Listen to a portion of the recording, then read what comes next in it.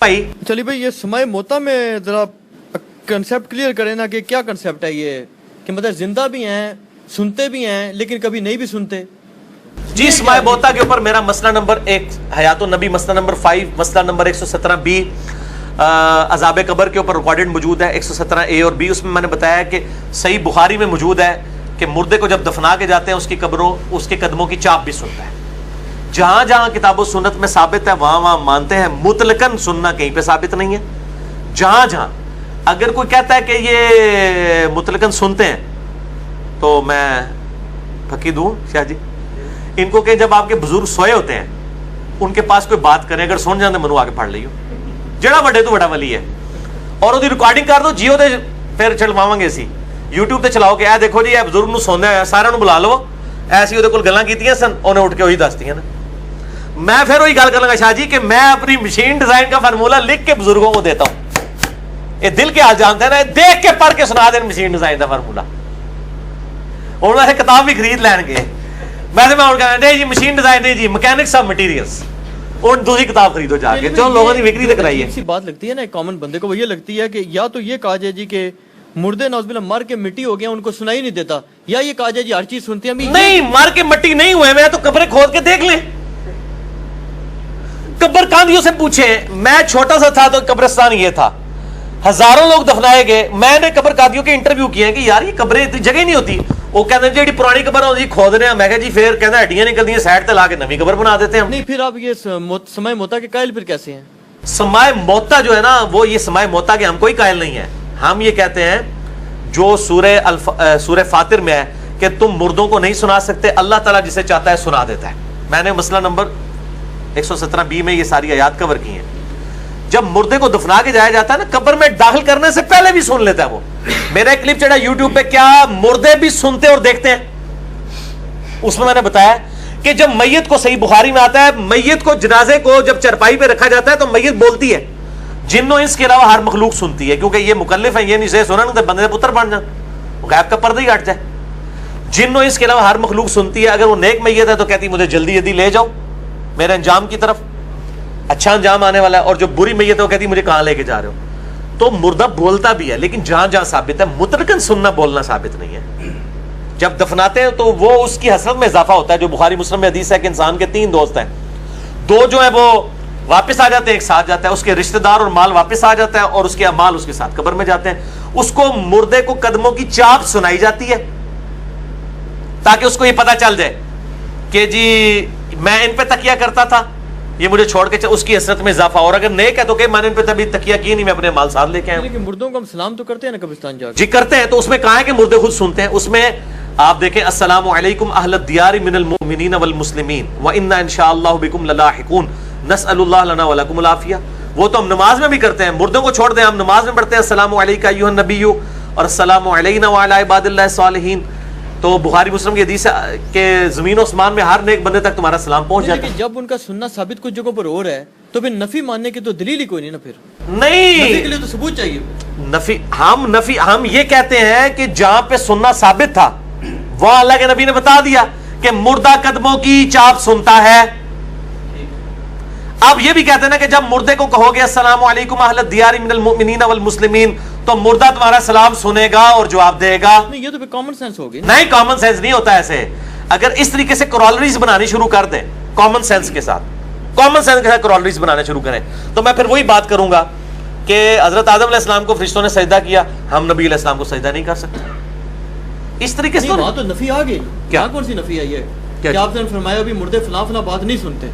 ये नई वाला तो मसला गलत है दीन में। ये मैं बता दूं, ये मुझे जनाब मैं जनाब अभी देता हूं, इसी फकी मेरे को है। कुरान और हदीस में कहां आया हुआ है कि नबी अलैहिस्सलाम ने मना किया हो कि अजान, ईद की अजान नहीं देनी चाहिए? ईद की अजान नहीं देनी चाहिए? हाँ, इन अल्फाज के साथ। मतलब आपसे हमके अमल से पूरा साबित है। अमल से साबित हुआ तो क्या हुआ? नहीं दी, नहीं दी ना, लेकिन आपने सामने मना तो नहीं किया। नेकी का काम है, अजान देनी चाहिए, ईद की अजान देनी चाहिए, अकामत भी होनी चाहिए। लेकिन हम क्या कहते हैं, नबी अलैहिस्सलाम से साबित नहीं है। दी मैं आपको इसलिए बताना चाह रहा हूं कि दीन के लिए ये नहीं होता कि मना ये दुनियावी मामलात के लिए, دین کے لیے ہمیشہ ثبوت چاہیے ہوتا ہے. نہیں پھر آپ یہ زیادہ سے زیادہ یہ کہہ سکتے ہیں نا کہ چلو یار ہو سکتا ہے ہمیں نہیں پتا، بس دونوں ہی باتیں ہیں، لیکن چلو ہماری بات نہیں، لیکن بہت بڑی ڈاکٹرائن بنا رہے ہیں نا آپ. پھر آگے وہ ابن تیمیہ اس سے بھی آگے، اسی اقتداء صراط مستقیم میں وہ اس سے آگے چلا گیا نا کہ مردے پہ اعمال بھی پیش ہوتے ہیں، یہ بھی ہوتے ہیں. ہم کہتے ہیں اتنا بڑا عقیدہ ہے، منو بھی چاہ دے ہو اللہ دے بندے ہو. ٹھیک ہے، بول رہا میں تسی تے بیٹھ کے سن رہے ہو سارے. اچھا تو نہیں میں تو جاگے انشاءاللہ تعالی، میں سونا نہیں چاہ پی کے، بے فکر ہو. جزاک اللہ عثمان بھائی. اچھا جی، تو یہ جو ہے نا دین کے لیے یہ چیزیں نہیں ہوتی ہیں، یہ دنیا کے لیے مسئلہ ہے کہ جو چیزیں منع نہیں کی ہیں وہ جائز ہے، جیسے ہوائی جہاز پہ سفر، یہ ساری چیزیں. دین کے لیے تو چیزیں ثابت، منع کہاں کی ہے؟ ایک جملے میں منع کر دیا. آپ صلی اللہ علیہ وسلم فرمایا کہ صحیح مسلم میں حدیث ہے 2005 نمبر، اما بعد فإن خیر الحدیث کتاب اللہ، آگاہ ہو جو سب سے بہترین کلام اللہ کی کتاب ہے، وخیر الہدی ہدی محمد صلی اللہ علیہ وآلہ وسلم، اور ہدایت یافتہ راستہ محمد صلی اللہ علیہ وسلم کا ہے، وشر الامور محدثاتها، اور بدترین کام وہ ہے جو دین میں خود سے داخل کیے جائیں، اور ہر کام بدعت ہے، اور ہر بدعت گمراہی ہے، گمراہی دوزخ میں لے جانے والی ہے. جو بھی خود سے دین میں داخل کی، دین میں یہ پنکھے قالین یہ چیزیں دین نہیں ہے، دین کی ایکٹیویٹیز میں. تو وہ جو روایت پیش کی جاتی ہے کہ حضرت عمر نے اعتراض کیا تھا تو رسول پاک نے فرمایا تم سے زیادہ بہتر سنتے ہیں یہ مشرکین کے مردے. ہاں یہ صحیح روایت ہے. ہاں تو پھر مشرکین کے مردوں کو پکارے نہ جا کے، یہ بخاری میں روایت ہے، وہ یہ نہیں ہے. آپ صلی اللہ علیہ وسلم فرمایا کہ اس پہ پھر حضرت عائشہ کا بھی کلام ہے. حضرت عبداللہ بن عمر کی جب یہ حدیث پہنچی نا ان تک، تو حضرت عائشہ نے کہا کہ ان کو سمجھ نہیں ہے، نبی علیہ السلام نے کہا تھا یہ اپنے انجام کو جان چکے ہیں. یہ بھی بخاری میں الفاظ ہے جی. اور دوسرا یہ ہے کہ نبی علیہ السلام کا تو معجزہ ہے کہ اگر کوئی واقعہ ہوا تو وہ مردوں کو ان کی حسرت حضور کی آواز ان تک پہنچا دی گئی. اس سے تو پھر مطلقاً کافروں کے مردوں کا بھی سننا ثابت ہو گیا. پھر سماع موتا کا عقیدہ کافروں کے لیے بھی ماننا نہیں، تو اگر مانے تو اس میں کیا حرج ہے؟ ماننے تک اگر رہے تو تب بات ٹھیک ہے نا. یہ بھی ان سے مانگنا ہی شروع کر دیتے ہیں نا، ماننے تک نہیں نہ رہتے، یہ مانگنا شروع کر دیتے ہیں نا، پھر بہت آگے چلے جاتے ہیں نا. بال اس کو کفر اسلام کا مسئلہ نہیں بناتے ہم. اور یہ اہل حدیثوں نے زیادہ ہنگامہ کھڑا کیا تھا سماع موتا کے عقیدے کو جی شرکی عقیدہ ہے. جب میں نے ابن تیمیہ سے ثابت کیا آپ کہتے ہیں نہیں بدعت ہے، کیونکہ اب ابا جی نے شرک تو بچانا سی. اچھا وسیلہ اور توسل کا ذرا کنسیپٹ کلیئر کر دیں، اس پہ بھی بڑی بحث چلی ہے وہاں. کیا بول ٹی وی پہ؟ بول ٹی وی پہ کیا بول نا بھائی، یہ بھی وسیلہ جو ہے آیا وسیلہ شخصی جائز ہے یا نہیں جائز؟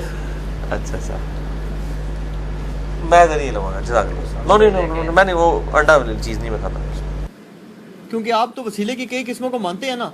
میں نے وسیلہ اور توسل پہ میرے بھائی 3 گھنٹے کی گفتگو کی. اچھا اس میں گزارش کر دوں، پہلے سوال کلیئر ہو جائے. اہل حدیث کی عوام بلکہ دیوبند کی جو عوام الناس ہے نا، بالکل سادی عوام، وہ تو سمجھ لیں، وہ کہتے ہیں جی یہ دیکھو جی بت پرستوں میں ان میں کیا فرق ہے، وہ بتوں کا وسیلہ کرتے تھے، یہ اولیاء کا کرتے ہیں. آپ جو ہے آپ بیچ میں درمیان میں ایک عجیب سچویشن پیدا کر دیتے ہیں.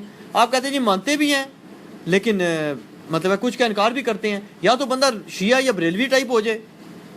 یار یہ قرآن و حدیث میں کہاں لکھا ہے کہ آپ نے بریلوی دیوبندی اہل حدیث شیعہ ہی خود ضرور ہونا ہے؟ بریلوی اور دیوبندی انڈیا کے 2 شہروں کے نام ہیں. 1867 میں 1867 میں دیوبند مدرسہ بنا ہے، دارالعلوم دیوبند.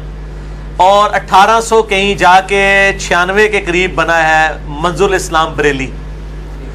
جو بن رہی انگریزوں کے دور کے اندر مدرسے ہیں، ان کے ناموں کے اوپر فرقے بن گئے ہیں، ان کے اندر شامل ہونا ہمارا کہاں سے مطلب ہمارے پر واجب قرار دے دیا گیا. ہم امت کا حصہ ہیں، امت میں نمازیں پڑھتے ہیں، بریلوی دیوبندی اہل حدیث شیعہ صاحب کے پیچھے نمازیں پڑھتے ہیں، ساروں کو مسلمان سمجھتے ہیں. ہم درمیان کا موقف نہیں بیان کرتے. ہم ساروں نے اپنے گھسیٹ کے جو موقع بنائے ہوتے ہیں نا، ساروں سے تھوڑا تھوڑا لے کے بتاتے ہیں کہ اینی گل تہاڈی صحیح ہے بھائی، اینی غلط ہے. آپ مجھے بتائیں آپ حضرت عیسیٰ کے بارے میں درمیان کا موقف کیوں رکھتے ہیں؟ آپ حضرت عیسیٰ کو اللہ کا بیٹا کیوں مانتے ہیں؟ نہیں مانتے. درمیان کا موقف ہے نا. قرآن کلیئر ہے نا. نہیں، آپ پیغمبر مان رہے ہیں ہم کو جی، اتنی عظمت میں بھی مان رہے ہیں، بیٹا نہیں مان رہے. درمیان میں آگے نا آپ کہتے ہیں میں ان کو بیٹا بھی نہیں مانوں گا، خدا بھی نہیں مانوں گا، میں پیغمبر مانوں گا، عزت دوں گا. درمیان میں ہی آئے نا آپ بھی. ایک ایکسٹریم پہ تو نہیں گئے. ایکسٹریم تو یہ تھی کہ آپ ان کو دجال کہہ دیتے یہودیوں کی طرح نعوذ باللہ، یا عیسائیوں کی طرح آپ کہہ دیتے کہ وہ جو ہے وہ اللہ کے بیٹے ہیں یا وہ خود ہی اللہ ہیں. آپ مسلمان ہوئے، آپ نے کہا میرا درمیان کا عقیدہ ہے. تو درمیان مسلمان تو امت وسط کہا گیا اسے.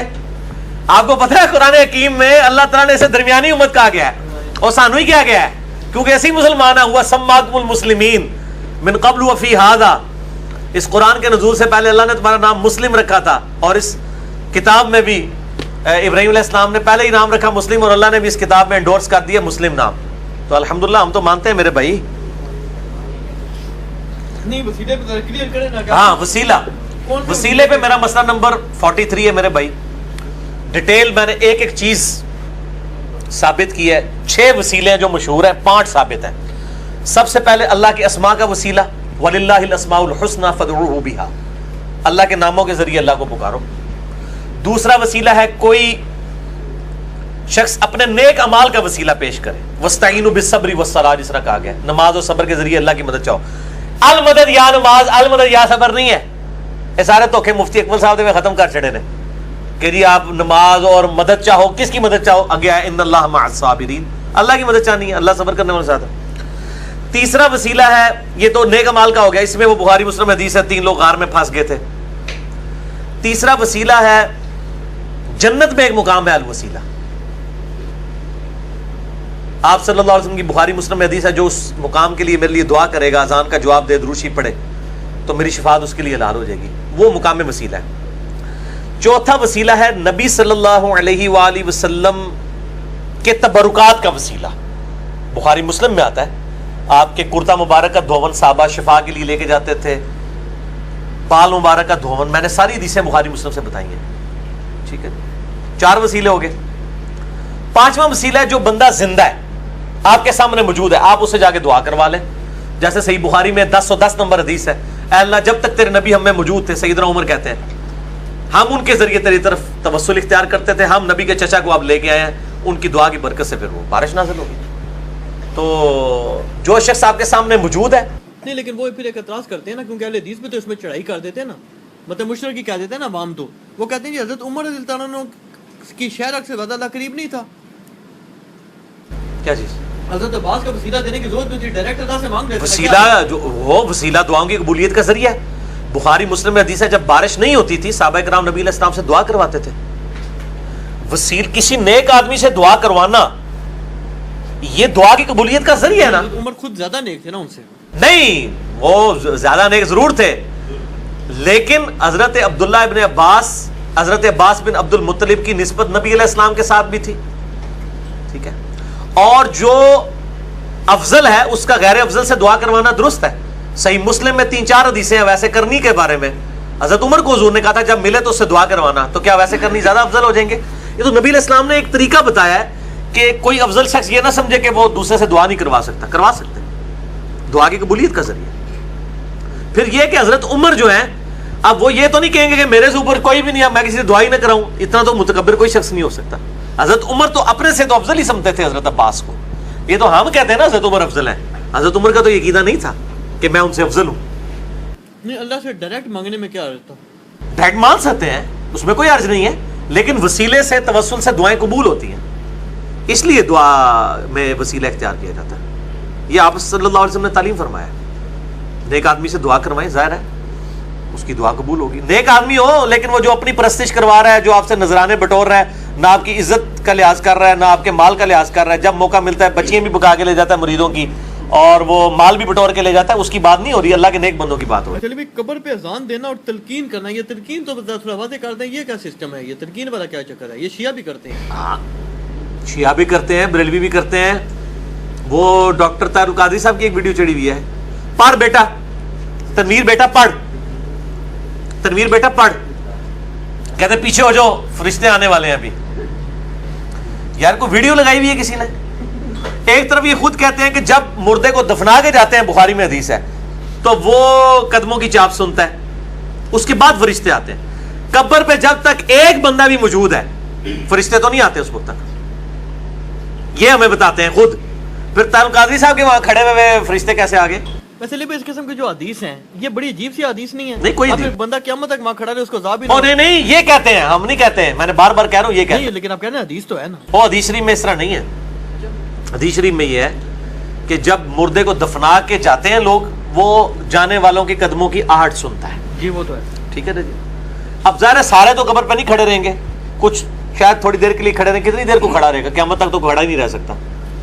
صحیح بخاری میں آتا ہے, وہ ہے معلق روایت ہے کہ حضرت حسن کی بیوی نے, حضرت حسن کی بیٹے کی بیوی نے 1 سال تک خیمہ لگائی رکھا تھا. ٹھیک ہے نا جی, وہ پیش کرتے ہیں, حالانکہ اس کے آگے الفاظ مفتی احمد نعیمی صاحب نہیں لکھتے ہیں کہ کسی نے پھر آواز دی کہ لب گیا جنہوں لبن آئے سوئے تھے, جس کو ڈھونڈنے آئی تھی مل گیا, مایوسی ہو کے جا رہی ہے نا, جو قبر میں گیا وہ باہر تو نہیں نکلتا. یہ اگلے الفاظ ہی نقل کیے, اور وہ کہتے ہیں نہیں قبر پہ خیمہ لگایا تھا تو لہٰذا مزار بنانا ثابت ہو گیا. چھڑولہ مار دینے, آپ کوئی بھی بات ان کی نکالیں نا کبھی پوری صحیح نہیں نکلتی. اچھا وہ اذان والا مسئلہ, تلقین کا جو مسئلہ ہے نا, صحیح مسلم میں حدیث ہے, عبداللہ بن عمر بن عاص کی, حضرت عمر بن عاص کی موت کا وقت جب قریب آیا, بڑی لمبی حدیث ہے, میں نے کربلا والے ریسرچ پیپر پہ بھی لکھی ہے. کربلا پاس ہے نا ٹور پہ ہو, اچھا اس میں وہ آتا ہے کہ حضرت عمر بن عاص کہتے ہیں جب میں مر جاؤں میری قبر پہ اتنی دیر بیٹھے رہنا جتنی دیر ایک اونٹ کو قربان کر کے اس کا گوشت تقسیم کیا جاتا ہے, یعنی 2-2.5 گھنٹے, تاکہ میں اپنی قبر سے مانوس ہوں اور مجھے منکر نکیر کے سوالات میں جواب دینے میں استقامت نصیب ہو تمہارے قبر پہ بیٹھنے کی وجہ سے. قبر پہ اگر آپ بیٹھتے ہیں کسی شخص کے لیے, قبر کے اوپر بیٹھ کے نہیں, سائڈ پہ بیٹھ کے, مرنے کے بعد دفنانے کے بعد بیٹھے رہیں وہاں پہ 2-2.5 گھنٹے, دعائیں کریں, ہم تو قائل ہیں, سارے قائل ہیں اس کے. ایون سنن ابی داؤد میں حدیث ہے کہ جب اپنے بھائی کو دفنا چکو تو اپنے بھائی کے لیے قبر کے سوالوں کی استقامت کی دعا کرو. تو قبر پہ جب آپ کسی کو دفنائیں بیٹھیں سکون سے, اس کے لیے دعا بھی کریں. علی بھائی یہ جو ہے کہ مطلب 2 گھنٹے لگا لو, 3 گھنٹے لگا لو, 4 گھنٹے لگا لو, یہ مطلب اللہ کے عدل سے, لاجک سے یہ ٹکراتی نہیں چیزیں آپ کو لگتی؟ نہیں, اس میں کہاں یہ لکھا ہوا ہے کہ ضرور مغفرت ہو جائے گی, یہ تو لکھے نہیں ہوا. نہیں لیکن مقصد کیا ہے یہ, یعنی مقصد دیکھیں اللہ نے صاف کرنا ہے یا یہ دیکھنا کہ بھی کتنے بندے آ رہے ہیں؟ نہیں, اللہ تعالیٰ کی دیکھیں, اللہ تعالیٰ دعاؤں کی بھی قدر کرتا ہے, ورنہ تو دعا کا کنسیپٹ ہی دنیا سے ختم ہو جائے گا. یہ نہیں ہے نعوذ باللہ کہ کوئی شخص باغی مجرم ہے اور وہ لاکھوں لوگ, کروڑوں لوگوں کا قاتل ہے اور وہ جناب 100 قرآن پڑھوا لے تو بخشا جائے گا. اس طرح نہیں ہوگا, یہ رول نہیں ہے, لیکن دعا کرنے کا فائدہ تو ہوتا ہے نا. صحیح مسلم میں حدیث ہے, آپ صلی اللہ علیہ وآلہ وسلم نے فرمایا کہ بڑی لمبی حدیث ہے, اس کے اینڈ پہ آتا ہے کہ یہ قبریں ایک, مطلب وہ ایک عورت تھی مسجد نبی کی صفائی کرتی تھی, مر گئی, لوگوں نے دفنا دیا راتوں رات, حضور کو خبر نہیں دی. آپ فرمایا وہ عورت کدھر گئی ہے؟ کہا جی فوت ہوگی, آپ کے حرام کے خلل کی وجہ سے نہیں بتایا. اب صحابہ کا تو چونکہ حاضر و ناظر کا قبر میں سرکار کے آنے کا عقیدہ نہیں تھا, ان بیچاروں کو تو نہیں پتا تھی یہ باتیں, اور حضور صلی اللہ علیہ وسلم نے فرمایا کہ بھی مجھے تو نہیں بتایا, مجھے بتاؤ اس کی قبر کدھر ہے. صحابہ نے قبر بتائی, وہاں جا کے آپ نے قبر پہ دوبارہ جنازہ پڑھا, اور پھر فرمایا کہ میرے نماز جنازہ پڑھنے کی برکت سے ان قبروں کو جو تاریک میں ڈوبی ہوئی تھی, تاریکی میں نور سے بھر دیا گیا. بعض اوقات کسی نیک بندے کی دعا اللہ تعالیٰ سفارش کے طور پہ قبول کر لیتا ہے, فیصلہ اللہ نہیں کرنا ہے, دوست کوئی نہیں ہے. یہ جو عقیدہ نا کہ دوست نہیں بھائی جی, اپنے مال کے مطابق. تو تلقین یہ ہے کہ آپ قبر کے اوپر جا کے دعا کریں.